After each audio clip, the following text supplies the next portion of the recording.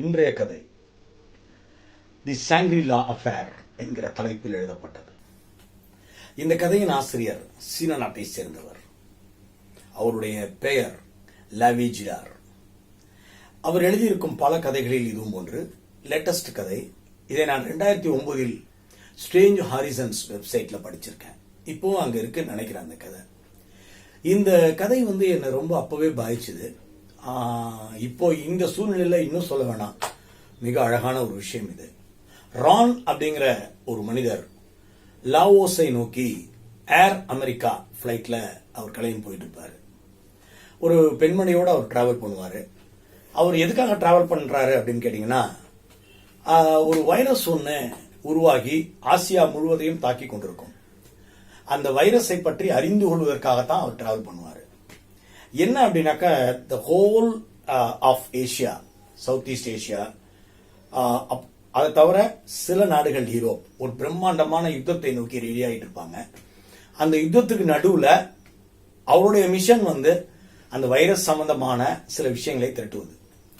இந்த வைரஸ் ஒரு ஒரு பயாலஜிக்கல் வாரை நோக்கி கொண்டு போயிடும் அப்படின்னு இந்த உலகமே பயப்படுது அப்படின்னு அந்த நூலாசிரியர் எழுதிட்டே வருவார். இப்போ இந்த வைரஸை பத்தி கேள்விப்படும் போது ரான் ஒரு அழகான ஒரு விஷயத்தை கேள்விப்படுவார். அதிலேயே அவர் அசந்து விடுவார். என்னன்னா, இந்த வைரஸ் யுத்தங்களை நிறுத்திவிடும் அப்படின்னு சொல்லிட்டு தான் அந்த குரூப் இந்த வைரஸையே உற்பத்தி பண்ணுவாங்க. அதை அவர் மூலம் தெரிஞ்சுப்பார். லாவோஸ் அப்படிங்கிற இடத்துக்கு பின்னாடி ஒரு ஹிடன் சிட்டி ஒன்று இருக்கும். யாருக்கும் வெளியில் தெரியாத ஒரு நகரம். இந்த நகரத்தை எப்ப கட்டினாங்க, யார் கட்டினாங்க, எப்படி அது உருவாச்சு, ஒருத்தருக்கும் தெரியாது. இது வரைக்கும் இந்த உலகம் பார்க்காத ஆனால் ஒரு நகரம். பாருங்க, உலகம் பார்க்காத புவியினுடைய பல இடங்கள் இருந்துச்சு.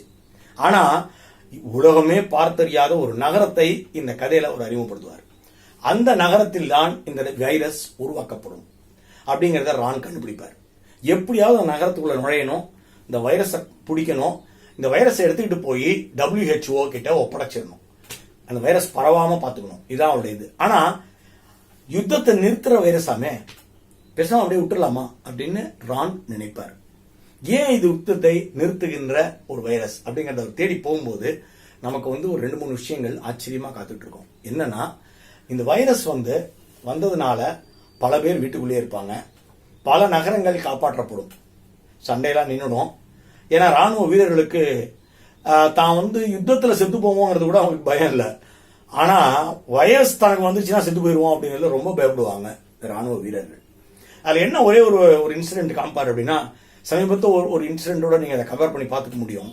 துயரமான ஒரு இன்சிடென்ட்டோட, ஒரு ராணுவ டாக்டருக்கு இந்த வைரஸ் அவர் டாக்டர் இறந்து போயிடுவார். அந்த டாக்டருடைய அந்த இறுதி சடங்கை செய்யக்கூடாது அப்படின்னு சொல்லிட்டு ராணுவ வீரர்களே சேர்ந்து பயங்கரமா பிரச்சனை பண்ணுவாங்க. ஏன்னா அவரை இது பண்ணீங்கன்னா அந்த வைரஸ் இன்னும் ஸ்ப்ரெட் ஆக ஆரம்பிச்சிடும் அப்படின்னு பயங்கரமா விகரசா பிரச்சனை பண்ணுவாங்க. அங்க ரான் போவாரு. ரான் அங்க போனதுக்கு அப்புறம் தான் அந்த வைரஸினுடைய ஒரு பக்கத்தை அறிந்து கொள்வார். இந்த வைரஸ் யாருக்கெல்லாம் வரும் அப்படிங்கறத தெரிஞ்சுப்பார். யாருக்கெல்லாம் ஒரு நாட்டின் மீதோ ஒரு இனத்தின் மீதோ அல்லது தான் வாழும் மனிதர்களுக்குள் ஒருத்தர் மீதோ வெறுப்பும் ஆத்திரமும் வருகிறதோ அவங்கள இந்த வைரஸ் உடனே தாக்கிடுது. இதுதான் அந்த கதையினுடைய அழகு. நீங்க உங்களுக்கு ஒருவர் மேல ஒரு இனத்தையே அழிச்சிடணுங்கிற ஆத்திரம் வருது, அந்த நாட்டையே பிச்சிடணுங்கிற கோபம் வருது, அந்த மதத்தை சேர்ந்தவங்க எல்லாம் யாரும் இருக்கக்கூடாது அப்படின்னு ஆத்திரம் வருது, உங்க அந்த வைரஸ் உடனே போட்டு தெரியும். நீங்க உயிரோடய இருக்க முடியாது. நீங்க தான் உங்களுக்கான அழிவை தேடிக்கிறீங்க. வேற ஒன்றும் விஷயம் இல்லை. இதே எல்லாரும் நல்லா இருக்கணும், பீஸ்ஃபுல்லா இருக்கணும், அனைவருக்கும் என் அன்பு சாத்தியமாகட்டும், அனைவருக்கும் எல்லாம் கிடைக்கட்டும் அப்படிங்கிற ஒரு சர்வோதய மனம் உங்களுக்கு வந்துருச்சுன்னு வச்சுங்களேன், உங்களை அந்த வைரஸ் தாக்காது. இதைத்தான் கடைசியில ரான் கண்டுபிடிப்பாரு.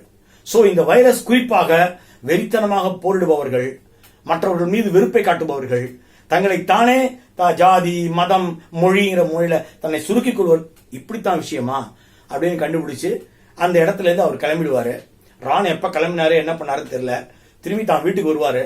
அவங்க மனைவி ஐயோ இங்கெல்லாம் போயிட்டு வந்திருக்கீங்களே, உங்களை வைரஸ் தாக்கிருக்குமா அப்படின்னு பயப்படுவாங்க, பதறுவாங்க.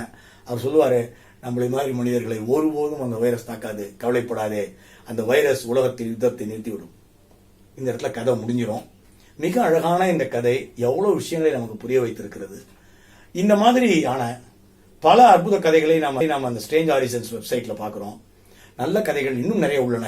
நாளை சந்திப்போம். நன்றி.